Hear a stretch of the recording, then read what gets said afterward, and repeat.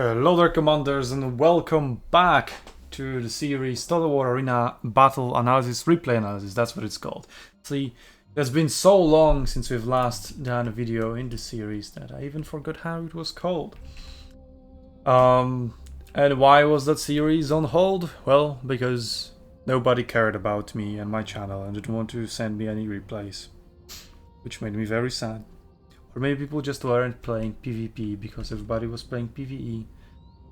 But I think it's rather former than the latter. But anyway, we have Field Biologist. I think he sent a video in the past, a replay in the past. I made a video from... I don't remember exactly which one it was. But okay, well, first mistake here is that you didn't charge with that unit, the third unit of yours. And you're also playing Caesar, which is quite unusual. He usually uses Scipio, and I do think Scipio is superior to Caesar. Is he far superior? Arguable, but in general I think he has more uses than Caesar. That being said, Caesar is better at prolonged melees, I guess. Although he can be routed while Scipio can't. So there's that to take into consideration as well. Okay, so here you see archers shooting you from around the D point, and you see triple infantry approaching to the point. And there's only one melee defender, Funny Roger. He's also here, so we know that must be his only one unit, and Uncle Trash pushing here reveals that to be true. So I think in this situation you should disengage and go after the archers, let Uncle Trash pressure the enemy and just pick up the 3 archers. But well, I guess this guy is doing it, so it's okay. And as for here, I saw this unit using Vengeance, yep. You applied a rear flank here briefly. You had 2 units here. So after you apply your rear flank, do everything to apply a second flank. But even then, it possibly wouldn't be enough. So when you just see Vengeance, just disengage, especially when you're cavalry, right? This guy also is Germanicus with Vengeance, so he can obviously match. And he has your buffs to back him up, right? So in overall, he'll win. So you can stick around so that you provide a buff. But don't fight yourself, you know, because the Vengeance will just wreck you. And looking at your HP bars, it mostly did. So from this mini engagement, your team has already won it here, well, because of numbers advantage. You got a cap. Your team's cavalry picked up the 3 kill on the archers. Okay, now you're disengaging. At least there's that. You have disengaged. Oh, will that unit die? Will not? Okay, it managed to unroute before dropping below 10 models, so it didn't shatter. Okay, you disengaged, you finally let your infantry take care of what it is supposed to be, and yeah, you should start roaming. Also, about buffs, like Caesar has such a long duration of the buffs and such a short cooldowns that you should pretty much always have both of them active. Both VD and Veni. I need to like keep reminding myself like what they're called now. Because they keep changing it. Is this VD now? No, Veni, VD, Vici. Okay, VD is always VD. But this used to be Vici. And now it's Veni. And this used to be Divide and Conquer. And now it's Vici. So you see the Vici icon here. But this is Veni and this is Vici. So yeah, I need to be careful with that. But okay, you grab the hill, that's correct. Flank is secured. You have infantry in here as well. Infantry is also moving towards D to make sure it is secured and not capped back. And you're moving towards the other flank, right? The enemy capped B, they also capped C. C is being protected by spears, and it's that cool bridge. Can you actually go down here and start contesting it from below? That's a good question. No. Yeah, see, there's a lock in here, so you cannot go past. Like, it's literally... The lock starts just as the capture point starts. So you can only contest it once you're on a bridge, so yeah. Your cavalry won't be able to do it. You're going straight to E while B is being capped. I mean, he's captured, to be correct. Yeah, so you cannot cap E. I mean, you could possibly look for maybe some archers here or there to pick them up. Oh, speaking of which, yeah, there we have it. He's already retreating. Oh, he stopped. Now he's retreating. Oof. If he didn't stop retreating. He might have possibly make it out, but I don't think so anyway. But yeah, this is free XP for you, essentially. Just pick it up. Okay, one charge after the other. So this is where blob charges are better than charging one by one. Or like, I mean, there is a better word for it. Cyclical, I guess. Not really. But anyway, because after you charge with your first unit, and your first unit gets entangled with the archers, and then when you charge with the second unit that is charging, it will stop upon hitting your own unit, so it cannot penetrate as deep into the enemy formation while charging for a second time. And I guess you get to apply the charge damage for a second time to units that would normally be knocked down and immune to charging. So there's a trade-off. So depending on what you're charging, what angles, etc, etc, sometimes blob charging is better and more powerful than charging one by one from different directions. Even though blob charging requires much less skill, it is, sadly, very often more powerful. So that's something for CA to learn from this battle. But they keep ignoring that fact, even though I pointed that out to them several times, but hey, I guess he doesn't care. Okay, now you're doing the correct thing. You're using both VD and Veni, not Vici. I was always about to say Vici. And again, just apply another Vici. Good! Veni. It's available. You used two Venis one by one here, just 6-7 seconds apart. Kind of a mistake. Especially since your units were within the range of each other. I guess a misclick. But yeah, just get into a habit of always cycling through your units, right? Seeing which buffs are available, which buffs are running, which are not, and as soon as the buff ends, as soon as Veni or VD end, just keep applying it. Because when you're roaming, Vici gives you, I guess in replays we cannot really check, sadly. Yes, you use VD, but you don't use Vici. Vici also gives you plus 3% movement speed. And also minus 25% negative ground modifier. So now when you're walking through a forest or crossing a river, you're being slowed by that, right? And that's 20% movement speed down. If you were to use Vici, you would get plus 3% movement speed on top of it. And also the 20% penalty would be reduced to only 15% penalty. So you're gaining 8% movement speed by using Veni.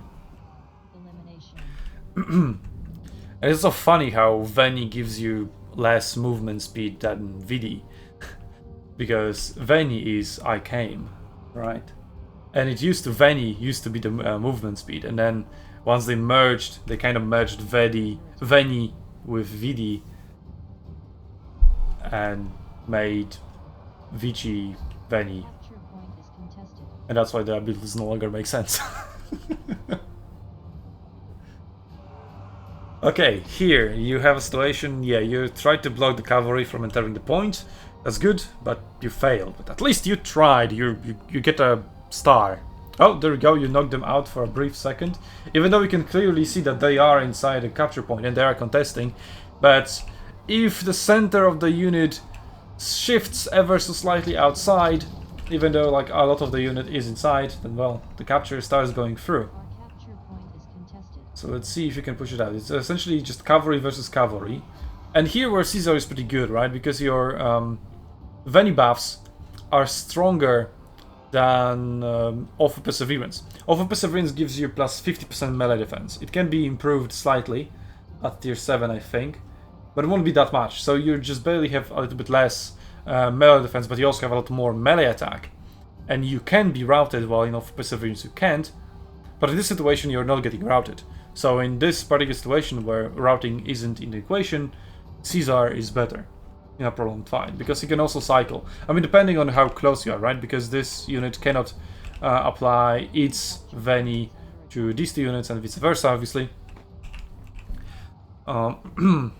So you don't have it permanently, as if you would with Scipio, where it's just self-buff and it lasts as long as the melee engagement lasts. But then of Perseverance can be disengaged from. Veni cannot be disengaged from, because that's not how the ability works. And you're leveling up. You have the XP advantage. You got the XP advantage from earlier killing the archers. Right, you didn't go back and heal in the meantime. Well, you didn't really have anywhere to heal because B wasn't captured. Really. No, you went to B and you healed there, right? See? I'm such a bad YouTuber. I'm supposed to analyze here. But okay, well, the fact is that here you have XP advantage and you're slowly winning. Oh, there we go. You're pushing them out. He's being captured. Okay. Stay in zone. Stay in the zone.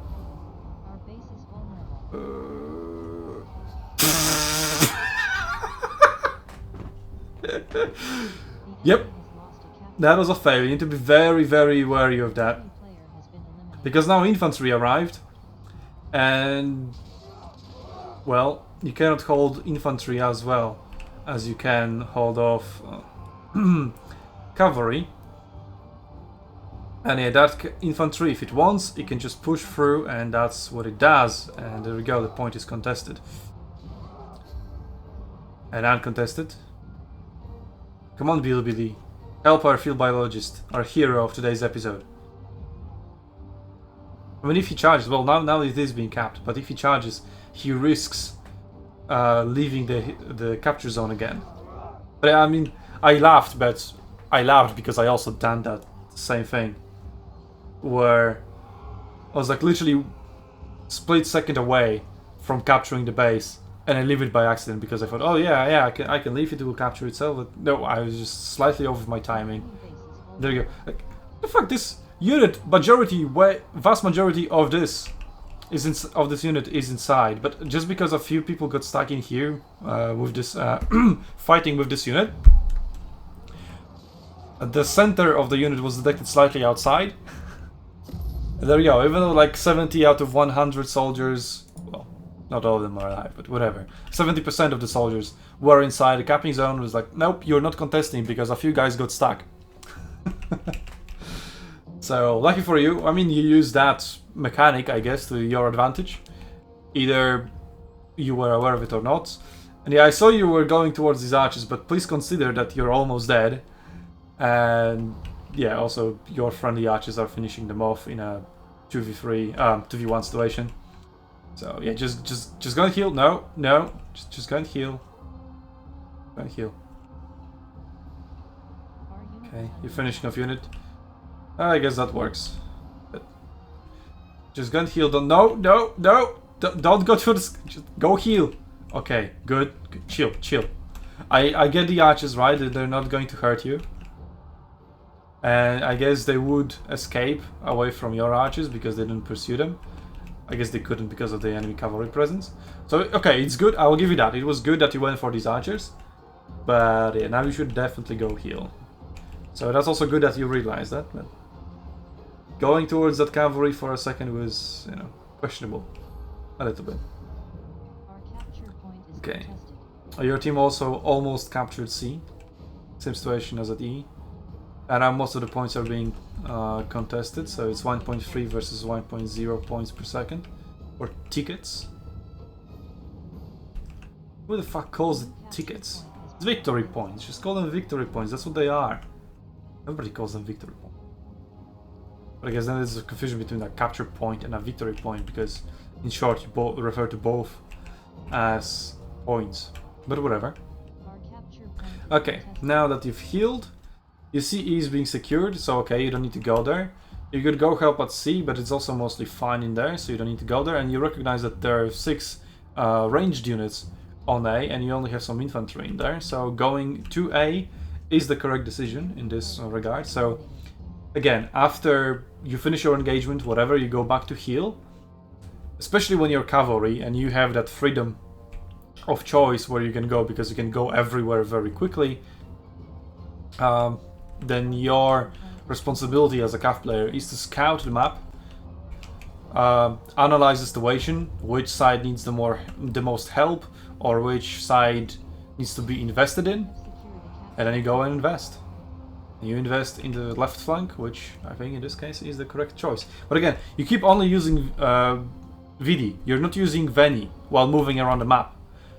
Are you saving Veni to be able to use it when you split up? I mean, here, when you're fighting archers, Veni is not going to make a difference. Although there's cavalry coming in there. So you need to be aware of that. Don't let yourself get really charged. Because a Gungi charges. Which didn't charge you, so you're lucky. But overall, you need to pull through that archer unit and let that archer unit be a cushion for you. It's the same mechanic that we discussed earlier. Where if you charge for your own unit, your charge stops. So you just literally move past the archers, so that if those Gungi charges were to charge you, they would either need to go all the way around, giving you more time to react and dodge, or they would just charge through the archers and stop there. But yeah, Gungi charges usually beat them in melee, they suck at melee, but yeah, infantry arrived, so you need to disengage, and okay, and you do so. With only one unit, yeah, I mean, this unit can stay. You're dealing a lot of damage, you have XP advantage, you have Veni going for you, so that's good. You could have stayed in that melee, like stay in that melee as long as possible until the infantry arrives. Once infantry arrives, disengage, but you can easily stay there and prolong it. Okay, now you're just letting the archers finish the poor Gungis off. Yeah, they're not going to take their chances. They're made of paper, the armor. But why did you retreat so far away? You could just hang out with just about the range of enemy cavalry charges and pilas, etc. Then be able, for example, to pick up those archers. Then my throat doesn't like me anymore. Okay, so you have 3 archers over there at the healing point, unprotected. And you failed your charge and you're contesting D. Like, yeah, okay, contesting D is kinda good. Because, well, you're just preventing the enemies from getting points, but you can just use 1 cavalry unit rather than 2. Oh, you managed to get a route. That's nice. That's lucky, I guess. And you have the XP advantage. Quite significant. So you can also hold kinda well. But yeah, overall, you're not winning that engagement in the long run. As soon as he activates Vengeance, at least. Now you have support of some archers. And well, luckily again, this cavalry guy, Billy, does your job. Especially, okay, now you have infantry in here. Infantry is already contesting the point, it's engaging the enemy melee infantry, it's doing your job, you can disengage. Sticking in there is no longer useful. And you're also getting friendly fire. Recharge? Sure, go for it, that's good. Also, the archers here are already dead, so you don't really need to go for them since they are dead, so the only last thing left to do is to finish off these guys. So finding the recharges, flanks, etc. to speed up the engagement, get rid of them faster, get a point faster, all good. I wonder what unit were you playing in during the last video? Because I know I made a video on phalanx. I made a video on slingers, and I made a video on cavalry in which I dissed myself. And apparently people didn't realize that I was talking about myself. But I'm not famous enough. It's like, who is the guy who does videos for SUNTZU Academy? I don't know. I never played any of the game. I never watched any of the gameplay videos, and I kind of made the correlation that SUNTZU Misho is the guy who's making the videos for SUNTZU Academy. But then you watch my replay analysis. So I guess if such a person exists that only watches the replay analysis and not any of the other gameplay videos, then you wouldn't know that SUNTZU Misho is the guy who does the videos for SUNTZU Academy. But hey, apparently a lot of people are like that, who thought that I was genuinely just shit-talking our fellow SUNTZU member. Also, there's nothing wrong with that. Because we're all friends with each other, and, you know, friends do tend to shit-talk about each other. For fun. And it's, as long as it's all friendly banter, and we understand each other, and we know that we don't really mean it, then it's all fair. It's like, oh, how dare you, you're so toxic. Anyway, well, that was a pretty good battle from Failed Biologist. So I would say he improved from the last time, although I had no idea what he played last time. Maybe cavalry is his main. Maybe he watched my video about cavalry and how not to suck at cavalry, and has gotten some of the lessons from that video. Essentially, just don't join SUNTZU. It's a terrible clan. That's the lesson, right? Yeah. Well, and if you, the viewers, have any of your replays that you would like to send my way for me to tell you how to improve, you know, try to send actually battles where you do badly, so that there's something like a lot of me things to point out and then tell you how to improve, rather than a game that I played so well, I'm gonna send you to Mistru to make a replay analysis out of it, and then what there is for me to analyze. You played well, congratulations. Do you want that self-gratification? Yes, there you have it. Anyway, if you want your replays to be featured in this series, just hit me up on Discord, send me the replay file, and I'll do it. And for now, you know what to do to help me bring Arena back to the West. Leave your comments down below for fun, shits and giggles, for banter, whatever. And I'll see you on Arena's Battlefield and in the next video. Commanders. Maybe I'll develop a new outro.